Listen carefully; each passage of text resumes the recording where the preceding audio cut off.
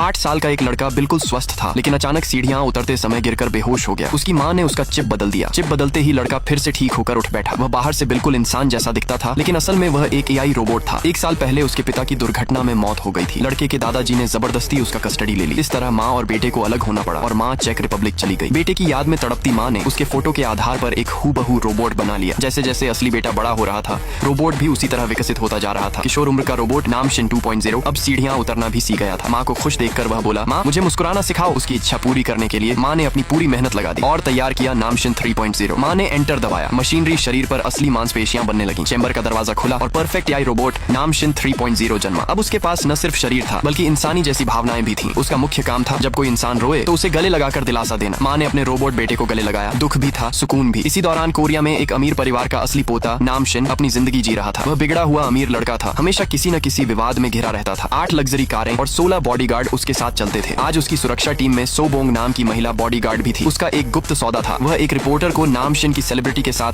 Dating की photo बेचने वाली थी। अगर चेहरा साफ दिखा तो 2 गुना पैसा मिलने वाला था। लोभ में आकर सोबोंग ने छुपकर फोटो ले ली। जैसे ही वह रिपोर्टर को भेजने लगी, नामशिन ने उसे पकड़ लिया। सोबोंग डरते हुए सफाई देने लगी, लेकिन नामशिन ने सबके सामने उसे थप्पड़ मार दिया। ये देखकर भीड़ जमा हो गई। नामशिन ने तो ये तक धमकी दे दी कि कोई तस्वीर लेगा तो उसे भी मारेगा। सोबोंग को तुरंत नौकरी से निकाल दिया गया। लेकिन ये सब एक साजिश थी। सोबोंग की दोस्त और नामशिन ने पहले ही मिलकर प्लान बना रखा था। सब कुछ जानबूझकर किया गया ताकि इस बड़े स्कैंडल का बहाना बनाकर नामशिन अपने दादाजी से बच सके और चेक रिपब्लिक में अपनी माँ को खोजने जा सके। नामशिन चेक रिपब्लिक पहुंचा। माँ का सही पता नहीं पता था, इसलिए वह बाजार में खोजने लगा। इसके बीच चेयरमैन नाम का दुश्मन डायरेक्टर सेयो पाला भी सक्रिय था। उसने कातिल भेजे ताकि हादसे का नाटक कर नामशिन को हमेशा के लिए खत्म कर दिया जाए। नामशिन को जल्दी ही एहसास हो गया कि कोई उसका पीछा कर रहा है। उसने रास्ते में लटकती एक टी शर्ट उठाई और पहन ली और भीड़ में घुलकर कातिलों से बच निकला। लेकिन तभी उसने सड़क पर एक आदमी देखा जो बिल्कुल उसकी ही तरह दिखता था।